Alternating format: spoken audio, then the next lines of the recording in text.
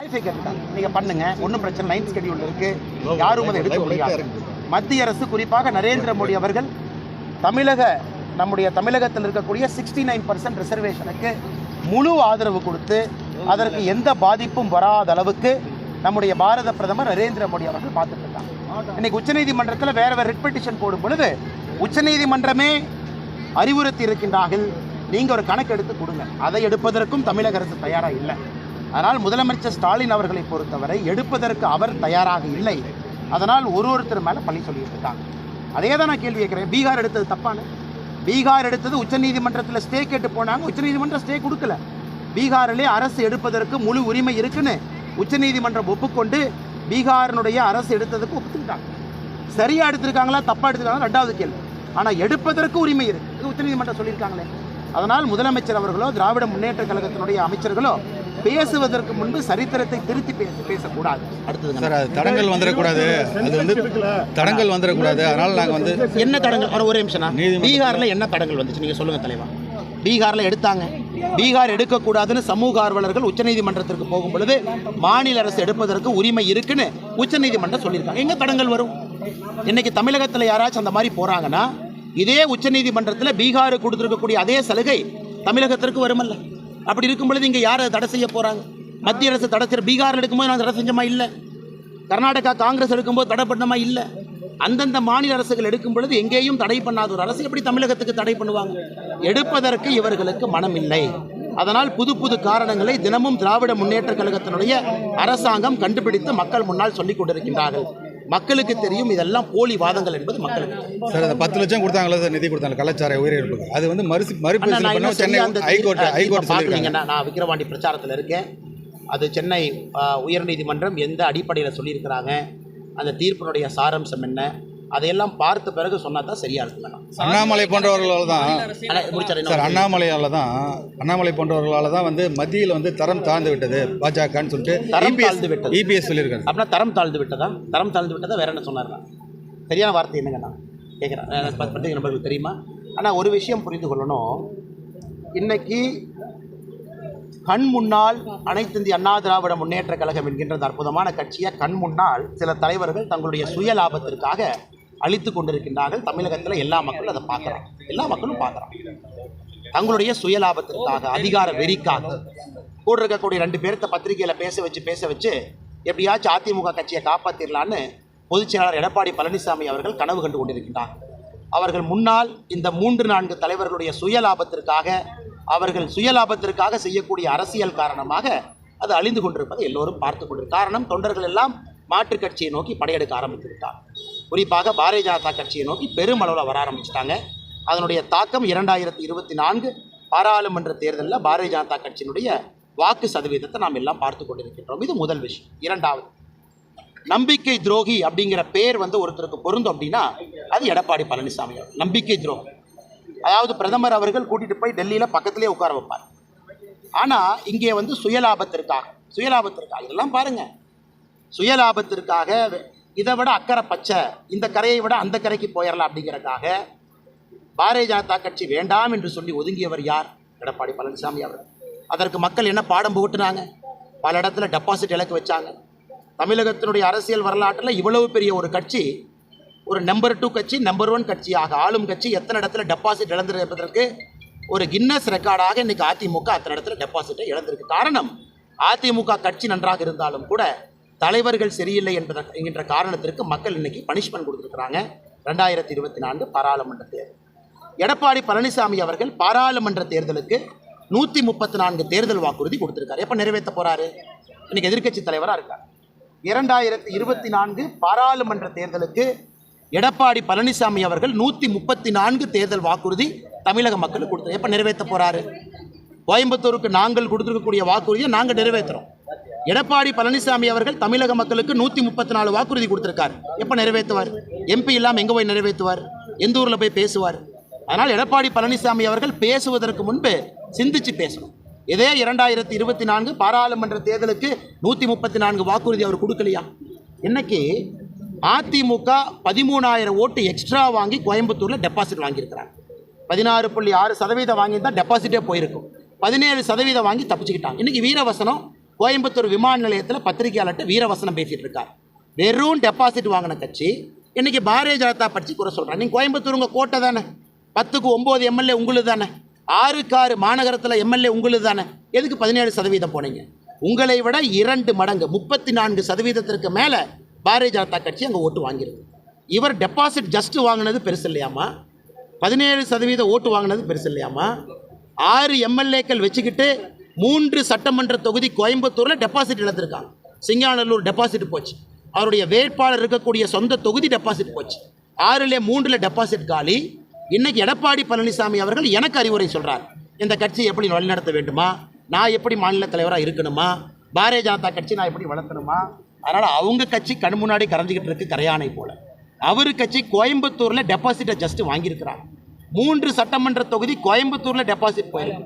தமிழகத்தில் இத்தனை இடத்துல 3வது 4வது வந்திருக்கிறாங்க, டெபாசிட் இழந்திருக்கிறாங்க. அதனால் எடப்பாடி பழனிசாமி அவர்கள் கண்ணாடி எடுத்து ஒரு முகத்தை நல்லா பார்த்துக்கணும். நல்லா பார்த்துக்கிட்டா கண்ணாடி எடப்பாடி பழனிசாமி அவர்களுக்கு அறிவுரை சொல்லும். அதிமுகவினுடைய பொதுச் செயலராக எப்படி இருக்க வேண்டும் என்று கண்ணாடி எடப்பாடி பழனிசாமி அவர்களுக்கு அறிவுரை சொல்லும்.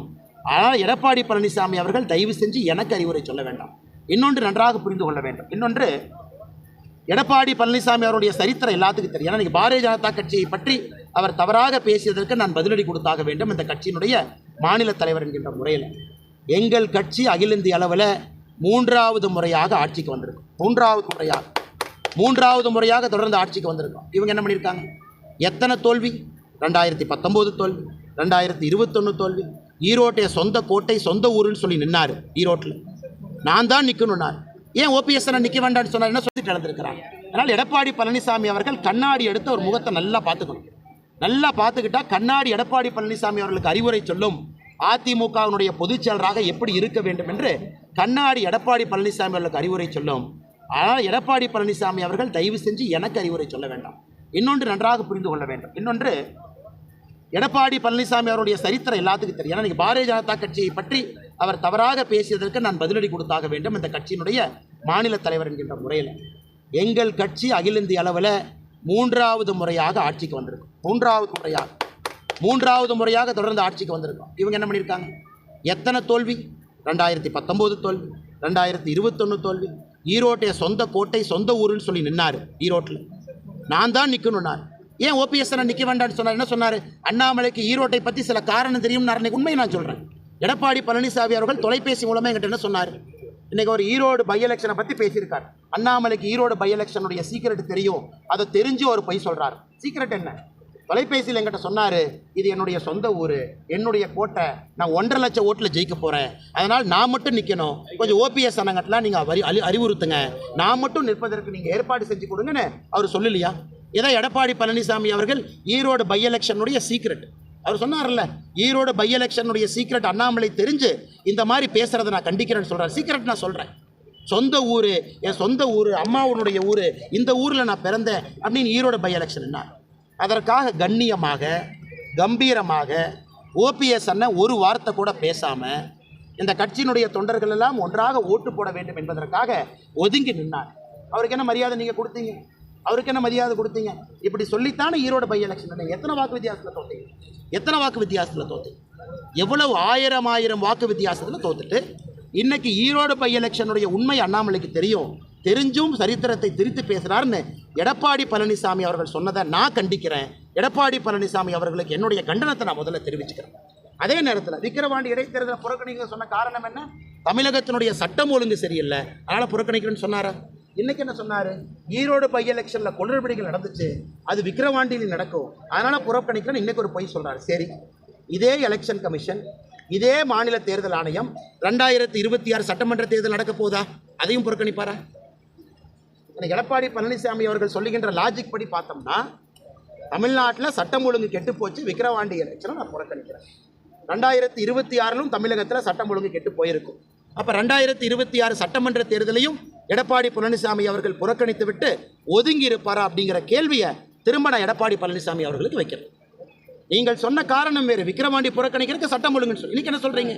ஈரோடு பை எலெக்ஷனில் குளறுபடி நடந்துச்சு, அதனால் விக்கிரவாண்டி நான் புறக்கணிக்கிறேன். புது புது காரணங்களை தினமும் கூட கண்டுபிடித்து சொல்லக்கூடிய ஒரு வித்தகராக எடப்பாடி பழனிசாமி அவர்கள் மாறியிருக்கின்றார்களே தவிர தமிழக மக்களுக்கு ஒரு பொறுப்புள்ள ஒரு எதிர்க்கட்சி தலைவராக அவருடைய செயல்பாடுகள் இல்லை என்பதை தமிழக மக்கள் எல்லா இடத்துலையும் பார்த்துக்கிட்டு இருக்காங்க. கூட்டணியில அதிமுக இல்ல அப்படின்றதுனால இந்த வார்த்தை முதல் தொடர்ந்து நடந்துகிட்டே வருது. அவர் சொன்னதுக்கு பதிலடி நான் எதுவும் சொல்லியண்ணா, அவர் தானே சொன்னார். என் கட்சியை எப்படி நடத்த வேண்டும் எனக்கு அறிவுரை சொன்னார் அன்னைக்கு கோயம்புத்தூர்ல. அவர் கட்சி எப்படி நடத்தணும் நான் அறிவுரை சொல்றேன். டெபாசிட் ஜஸ்ட் வாங்கியிருக்கிறாங்க, டெபாசிட்டே போயிருக்கும். கோயம்புத்தூர்ல 3 தொகுதியில் டெபாசிட் இல்லை. 2024 இவர் 134 வாக்குறுதி கொடுத்திருக்காரு. எப்ப நிறைவேற்ற போறாரு? கோயம்புத்தூருக்கும் தமிழகத்திற்கும் நாங்கள் பாரதிய ஜனதா கட்சி கொடுத்த வாக்குறுதியை நாங்கள் நிறைவேற்றுறோம். இன்னைக்கு எடப்பாடி பழனிசாமி அவர்கள் சொல்ல வேண்டும், நீங்க 2024 சொன்ன 134 வாக்குறுதி எப்ப நிறைவேற்ற போறீங்க? அதை தாண்டி கட்சி பாரதிய ஜனதா கட்சி எப்படி இருக்கணும் அப்படின்னு அவருடைய கனவு. இங்கே பாரதிய ஜனதா கட்சி உங்களுக்கு அடிமையாக இருப்பதற்காக இந்த கட்சி இல்லை. தமிழக மக்களுக்கு நல்லாட்சி கொடுப்பதற்காக பாரதிய ஜனதா கட்சி இருக்கு. அதனால் உங்களை அங்கீகாரம் செய்த பாரத பிரதமர் நரேந்திர மோடி அவர்கள் என்ன சொன்னீங்க? ஒரு முதுகுல குத்துனீங்க, அதான் நீங்கள் கொடுத்த பரிசு. அதனால் இவர்கள் எங்களுக்கு நம்பிக்கையை பற்றி எடப்பாடி பழனிசாமி அவர்கள் பாரதிய ஜனதா கட்சிக்கும் எனக்கும் பாடம் எடுக்க வேண்டிய அவசியம் இல்லை. காரணம் அவருக்கு அந்த அருகதை இல்லை. எக்ஸாக்ட்லி என்ன நம்பிக்கை துரோகத்தை எடப்பாடி பழனிசாமி அவர் சொன்னதை நான் சொல்றேன்னா, இன்னைக்கு பாரதிய ஜனதா கட்சி மத்தியில் ஆட்சி அமைச்சிருக்க காரணம் சொல்றாரு. காரணம் யார்? இவரா நானா? 2017 ஆட்சியில் இருந்தார், மக்களால் தேர்ந்தெடுக்கப்பட்டவர் அவரு. அதனால பல விஷயங்களை புரிஞ்சுக்கணும். ஈரோடு பை எலெக்ஷன் அப்ப என்ன சொல்லி பை எலெக்ஷன் என்னார்? இன்னைக்கு சொல்றாரு சரித்திரத்தை மாற்றி நான் பேசுறதுக்கு விருப்பம் இல்லை, ஆனால் அவர் சொன்னதுக்காக நான் பேச வேண்டிய கட்டம். ஈரோடு பை எலெக்ஷனுடைய உண்மை அண்ணாமலைக்கு தெரியும். உண்மை தெரிந்தும் அண்ணாமலை சரித்திரத்தை மாற்றி பேசுறதுனால நான் கண்டிக்கிறேன்னு எடப்பாடி பழனிசாமி சொல்றாரு. தொலைபேசியில் நீங்க என்ன சொன்னீங்க? எங்க சொந்த ஊரு, நாங்க தான் நிக்கணும், எல்லா சீட்டும் ஜெயிச்சிருவோம், 1.5 லட்சம் ஓட்டுல ஜெயிச்சிருவோம்னு சொன்னார்ல. சொல்லித்தான் நீங்க நின்னீங்க. எத்தனாயிரம் ஓட்டுல தோத்து? 60,000 வாக்குக்கு மேல நீங்க தோக்கலையா? ஓபிஎஸ் அண்ணன் கண்ணியமாக நாகரீகமாக நீங்க சொன்னதுக்காக இந்த கட்சி வாக்குகள்லாம் ஒரே இடத்துக்கு வர வேண்டும், 2-3ஆக பிரியக்கூடாது என்பதற்காக ஓபிஎஸ் அண்ணன் ஒதுங்கி நின்னார்ல. இன்னைக்கு சரித்திரத்தை மாற்றி பேசுறது நானா? சரித்திரத்தை மாற்றி பேசுறது எடப்பாடி பழனிசாமி அவர்கள். சார் விஜய் அவர்கள் தலைமை மாறுறதுக்கு வாய்ப்பு இருக்குன்னு சொல்லியிருந்தாங்க. அதுக்கான சாத்தியம் அண்ணா, அதாவது ஒரு சேர் போட்டு தலைவன் ஒருத்தர் உட்காந்துக்கலாம், சுற்றி தொண்டர்கள் இருப்பாங்க. இன்னைக்கு தொண்டர்கள் எங்கன்னா இருக்காங்க? தொண்டர்கள் எங்க இருக்காங்க? சென்னையில் ஒரு கண்டன ஆர்ப்பாட்டம்னு கூட்டம் போடுறாங்க. எத்தனை பேர் வர்றாங்க? எண்ணி பாருங்க, எத்தனை பேர் வர்றாங்க? எதனா பழைய அதிமுகவா, அம்மா அவர்கள் இருந்த அதிமுகவா, புரட்சி தலைவர் இருந்த அதிமுக? எத்தனை பேர் வர்றாங்க? இத்தனை அமைச்சர்கள், இத்தனை தலைவர்கள், இத்தனை மாவட்டம், இத்தனை பேர்த்த கூட்டிட்டு வர்றாங்க. அதனால் தொண்டர்கள் கரைய ஆரம்பித்து எல்லாம் வேற வேற பக்கம் போக ஆரம்பிச்சிட்டாங்க, தேசியத்தின் பக்கம் வர ஆரம்பிச்சிட்டாங்க. எப்படி புரட்சி தலைவர் புரட்சி தலைவி அவர்களை தொண்டர்கள் பார்த்தாங்களோ இன்னைக்கு அதே மாதிரி நரேந்திர மோடி ஐயாவை பார்க்குறாங்க. எல்லோரும் வர ஆரம்பிச்சிட்டாங்க. நீங்கள் தனியாக சேர் போட்டுட்டு கூட 4 பேர்த்த வச்சுக்கிட்டு ப்ரெஸ் மீட்டாக கொடுக்கலாம், ஆனால் கேட்பதற்கு கட்சியில் யாரும் இல்லை என்கின்ற உண்மை எடப்பாடி பழனிசாமி அவர்களுக்கு எப்போ புரியும் நான் தெரியல. சார் விஜய் அவர்கள் சார் விஜய் அவர்கள்